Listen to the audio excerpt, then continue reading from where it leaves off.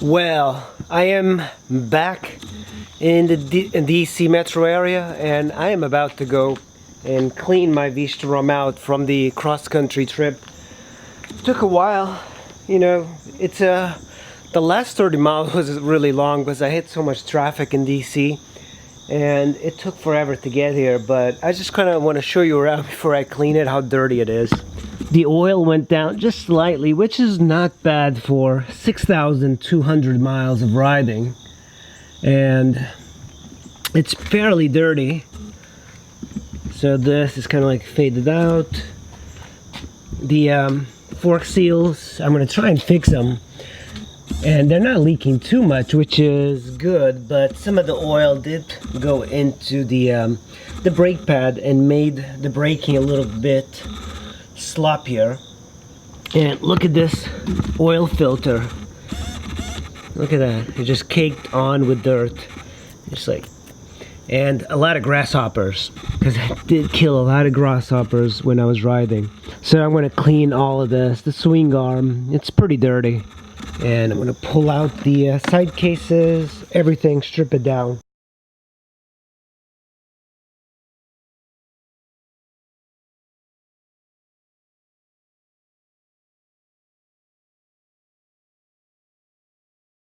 Now this is a my sleeping pad, and the problem is I tried to fix it, it didn't take, it kept losing air. Midnight I would have to inflate it. For a while it worked fairly well, but in the last night that I slept out, there was almost no air on it, so I think I might just throw it out and try to repair it. Super filthy, I don't know if you guys can tell, but that's what, 6,000 miles. And by the way, this bike now has 62,000 miles. Incredible. Look, my bees really love the bug juice. And then we're gonna repair all the damage, you know, like fork seals and everything. So hopefully this is gonna be an easy clean. And while I have my C3 out here, I'm gonna go ahead and clean this one out as well.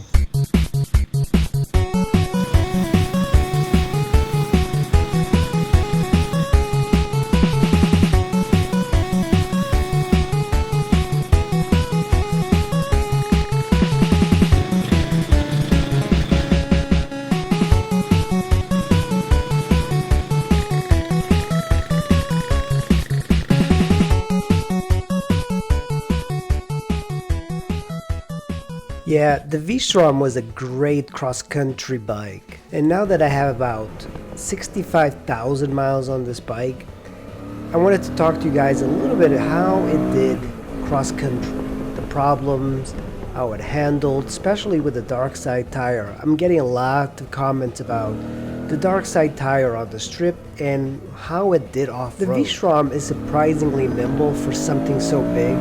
And I have it pretty heavy because I have all the luggage, and when I'm in touring mode, I am definitely not trying to push myself, but I did manage to go on very twisty roads and ride them. I think the thing I like about the Vstrom that it's a very stealthy bike. It doesn't stand out to cops, it doesn't stand out to bikers, but this bike, if ridden well, could keep up with any sport bike on any twisty road. The one thing I'm noticing is that the suspension is not great. It's pretty good for what you pay for, but the front forks keep busting fork seals, and I don't know if it's just the way I ride, but I've had to fix the fork seals before, and on this ride I did bust my left fork seal. Also, one of the things that I hate is that I had to get a new chain and sprockets mid-ride, and this is one of the things that when you're a touring rider, you want to opt for a shaft drive. And if I was to get another bike, I would definitely look into shaft driven bikes, but the options are pretty limited because you are going to be having to buy a much bigger bike. And I think the DL650 is the perfect motorcycle because it's a good middleweight. The only bike out there that I would get with a shaft drive would be the Yamaha Tenere, but I do not want a 1200cc bike that gets 40 miles to the gallon.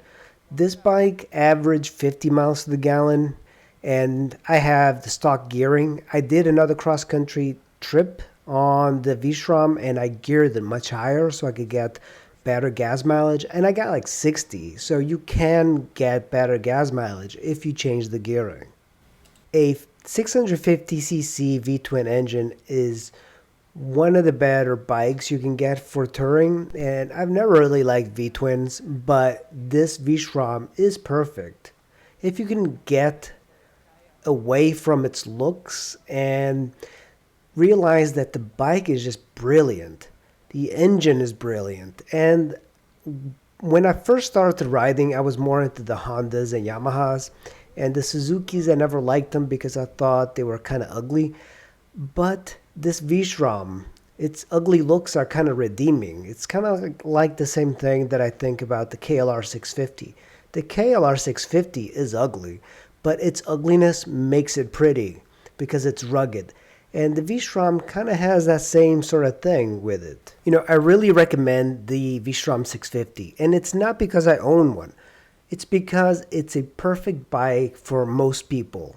If you want a commuter, a tourer, even a dual sport that you're going to be doing mostly on-road sort of stuff, the Vstrom 650 is a pretty perfect bike.